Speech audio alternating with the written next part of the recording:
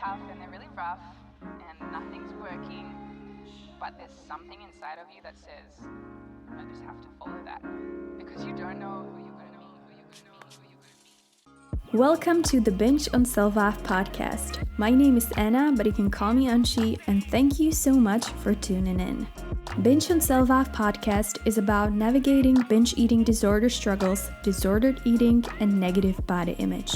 Although I share my personal experience with having a negative body image, eating disorders, and I do uncover bits of my personal story, this podcast is not as much about me as it is about you.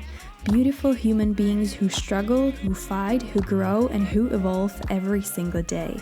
This podcast is for anyone who wants to feel supported on their recovery journey and simply for anyone who's trying to improve their relationship with themselves. I believe together we can turn something so negative, such as binge eating, into something more positive and hopefully go from binging on food and self-hatred to binging on self-love.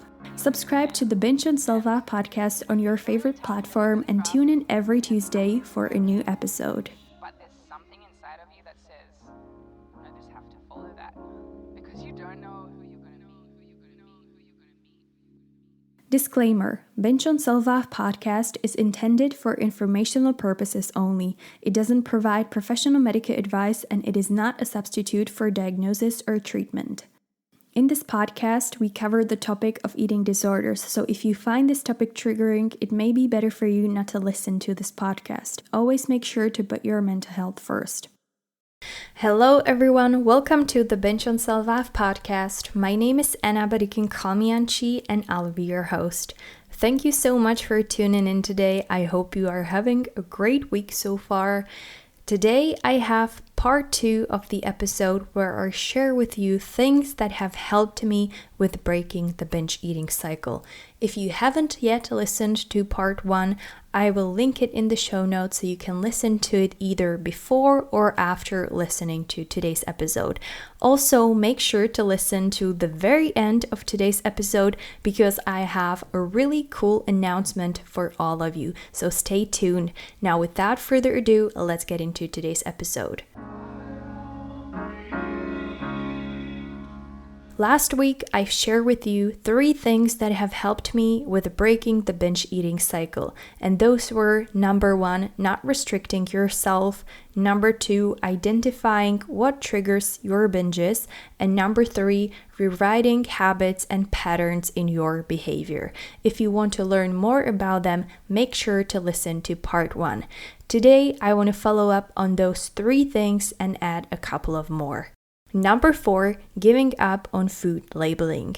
Another thing that I would definitely say had a massive effect on breaking the binge eating cycle and recovering from binge eating disorder, but that was also really hard to learn, was giving up on food labeling. I know I'm repeating myself because I've talked about it like a million times before on this podcast, but I can't stress enough how important it is to stop giving foods and meals labels. There's no good food or bad food, junk food and safe food, healthy food and unhealthy food. There's just food, and every food comes with a different set of nutrients and benefits, and everything beyond that is just our value that we assign to it. Junk food, cheat food, unhealthy food, etc.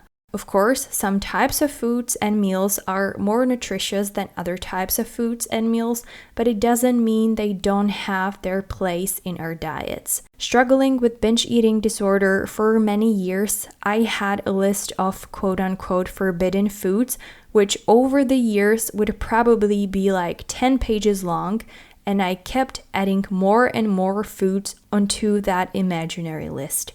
It would include all of the foods that our society tends to label as junk food, such as pizza, chocolate, fries, stuff like that. Then all of the foods I would binge on, which was also expanding over time. But the list also included things like bread, butter, cheese, any form of sugar, even sugar included in fruits, pasta, or potatoes. So as you can see, there wasn't really much left for me to consider quote-unquote healthy or safe food. And that's not a sustainable way to eat and to live and to have a nutritionally complete food. Obviously, the more foods I was associating with the quote-unquote "I can't eat this or I'll be fat" labels, and the more I restricted myself of those foods, the more I ended up eating.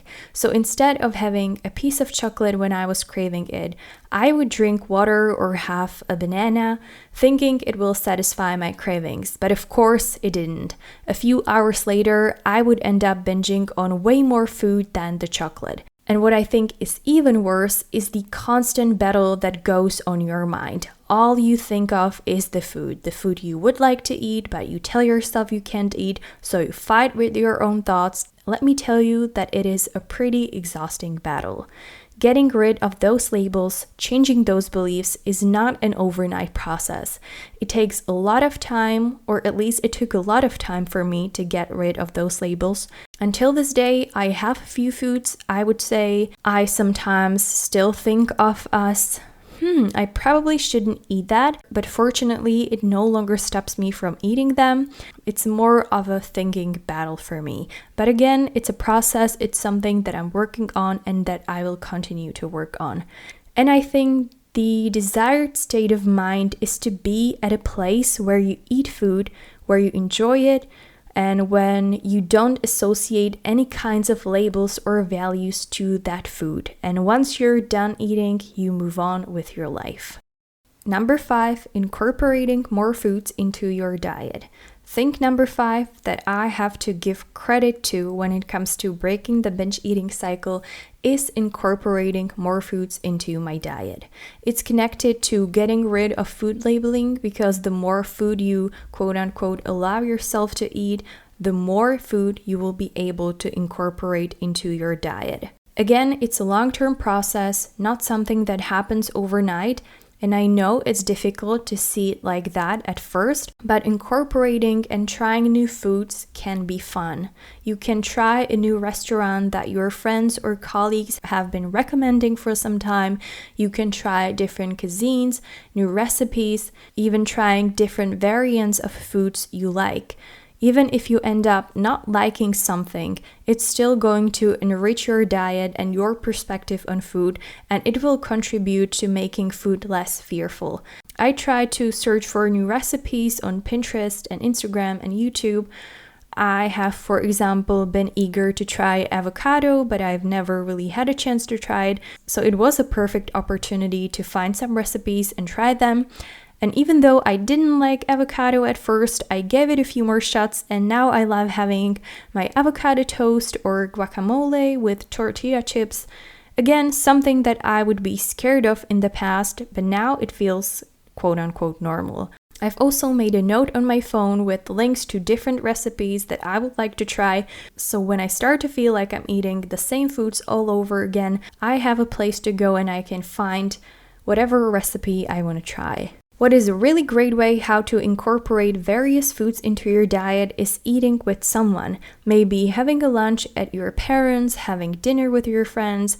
If your colleagues at work maybe bring some food such as birthday cake or something, that's also a perfect opportunity to break that fear of eating something with a quote-unquote bad label. Number 6, trusting the process. My last point number 6, is trusting the recovery process. Trusting that somehow the whole recovery process is going to work and that it's all going to make sense sounds scary, and it is scary, but there are so many unknowns and uncertainty. And considering we've been stuck in the binge eating cycle for so long and now trying something different is terrifying. But you can only benefit from the recovery. Recovery will offer you so much more than an eating disorder ever will. Also, please remember that you don't have to go through the recovery alone. I certainly didn't. At the onset of my recovery journey, I started seeing a therapist, which helped me so much. She taught me different techniques, how to cope with my emotions. She let me talk about whatever I wanted, whatever I felt like. She listened, and most importantly, she was there, which can be really, really helpful, especially at the very beginning of your recovery. I also told my boyfriend about my recovery journey, and he was very supportive. So if you can find someone who you trust Share with them your recovery journey. The support on your journey is really important. Last but not least, please know that there's nothing you should feel ashamed of. You are brave for facing the binge eating disorder, and don't get discouraged by any setbacks you may encounter on your journey. They always come, but you're strong enough to get through. So that's all I have for you guys today. I hope you enjoyed today's episode. If you did, make sure to subscribe to the Binge on Self-Love podcast so you don't miss any future episodes. And like I've promised at the very beginning of today's episode, I have a really exciting surprise for you next week. I'll be having a very special guest on this podcast, and we will cover everything surrounding binge eating, body image, recovery, and so much more. So make sure to tune in next Tuesday so you don't miss it. I'll be back next Tuesday together with my special guest. Until then, take care and talk to you soon. Bye! When things are really tough and they're really rough and nothing's working, but there's something inside of you that says, I just have to follow that.